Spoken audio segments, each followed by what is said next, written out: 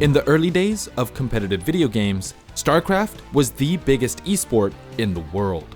From StarCraft Brood War to StarCraft 2, the series has withstood the test of time and was one of the first series that put esports on the map. But in recent years, the perennial titan has fallen off, and as esports has boomed into a billion-dollar industry, the RTS has struggled to keep up. Despite no longer being the largest title on the market, StarCraft leagues and tournaments are still pretty popular around the world. Unfortunately, with so much time since its release, Blizzard was slowly ramping down support for the game, and many felt like the end was coming soon. However, with Microsoft's recent acquisition of Activision Blizzard, we might just see a return to the main stage for the esport that started it all. This is the state of StarCraft in 2022. Since the release of the original StarCraft and the expansion StarCraft Brood War, Korea has always been the undisputed top region in StarCraft Esports. This is mostly thanks to the fact that Korea embraced esports about a decade before the rest of the world, creating professional leagues like Pro League, which was run by OGN and MBC Games. While there were some top Western players that could hold their own, such as French Terran player Elki and Canadian Protoss player Gur, Brood War was overwhelmingly dominated by Korea.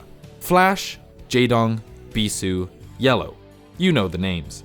But Brood War wasn't built to last forever, and change would come in 2010 with the release of StarCraft 2. While Korea remained the dominant region in the new game, StarCraft 2 was not as popular in Korea as one might expect, as many top players opted to stick with Brood War as their game of choice. Outside of Korea, interest in StarCraft was growing, and an influx of new players were beginning to challenge Korean dominance. In 2012, Blizzard ended support for Brood War and announced the creation of the World Championship Series for StarCraft 2. Almost overnight, Korean pros began switching over to StarCraft 2, and once they focused their attention on the new game, there was little the rest of the world could do but watch. During its 8-season run from 2012 to early 2020, the StarCraft 2 World Championship Series saw many changes that drastically altered how competitive StarCraft was played. The most notable of these changes was a region lock on Korea. Being heads and shoulders above the rest of the world meant that the finals of international competitions often ended up being a Korean-only affair. Limiting their ability to compete in North American and European events was an attempt to level the playing field for regions outside of Korea. While the region lock remains divisive to this day, StarCraft 2 remained relevant for years, and BlizzCon, the competitive scene's annual main event, was held in the highest regard. But heading into the mid-2010s, Blizzard was gearing up for the release of their new hero shooter, OVERWATCH. Slated to be the next big thing in esports, Blizzard shifted most of their attention and resources to the development of their upcoming title, and StarCraft was suddenly no longer a top priority. When it released, OVERWATCH quickly took over as the main event at BlizzCon, a distinction held by StarCraft 2 for years, and many see this as a passing of the torch for Blizzard Esports. But Blizzard didn't pull out of StarCraft Esports completely, and continued hosting the World Championship Series until 2019, after which they signed a 3-year deal with ESL to take over StarCraft's esports scene.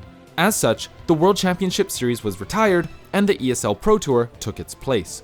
The landscape of StarCraft 2 was shifting. Korea remained the dominant force within the scene, but international players were starting to contend with the big dogs. Finnish Zerg player Serral had a dominant 2018 and became the only non-Korean to ever win a WCS. Your 2018 WCS Global Champion is Serral! Other young talent, like Italian Zerg player Raynor and French Terran Clem, have also helped shake people's faith in Korea being an unkillable monster. But the rise of North America and Europe isn't necessarily proof that Korea is no longer a top-tier region. So now, we're going to come back to that controversial thing we were talking about earlier, region locking. While the EPT and WCS did strengthen the StarCraft 2 scenes in Europe and North America, it also did quite a bit of damage to the Korean scene. When the region lock came into effect, top Korean players could pretty much only compete in the global StarCraft 2 league, hosted by Africa. Since there were only 32 slots in the GSL, it made it very difficult for upcoming players to break into the upper echelon and get solid tournament practice. Over the years, it was pretty much the same players battling it out week after week after week, with younger talent going undeveloped. On top of this, Legendary players like Innovation and Stats were forced to leave the scene to fulfill their compulsory military service. As a result, there ended up being huge gaps in the races that they used to play, and rather than those gaps being filled by younger Korean competitors, they were now being filled by Western players like Clem and Raynor. Regardless, the ESL Pro Tour seems to have been a net positive for the StarCraft 2 competitive scene. But like we said, the ESL Pro Tour was only signed for a 3-year contract. In the final year of that contract, ESL began expanding the circuit, involving other organizations to run events. Take TV's Home Story Cup and Team Liquid's Star League are two of the most notable. They also introduced partner tournaments, which help onboard more third-party tournament organizers to grow the StarCraft scene globally. We believe in this direction as an important step for the future of SC2 Esports. This collaboration between ESL, Blizzard, and additional organizers is key to strengthening the EPT and to nourish the community we all love. While all of these changes were well received, the future of StarCraft Esports was, and still is, somewhat uncertain. After all, there wasn't even a guarantee that there would be another season of the Pro Tour after 2022. While Matt Hayoko Weber, the lead product manager of the EPT for StarCraft 2, originally confirmed that talks were underway with Blizzard and that he was optimistic, things could obviously change now that Microsoft has taken over the reins.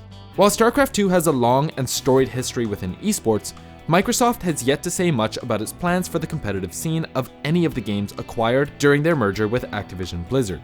On paper, continuing the partnership with ESL feels like a no-brainer.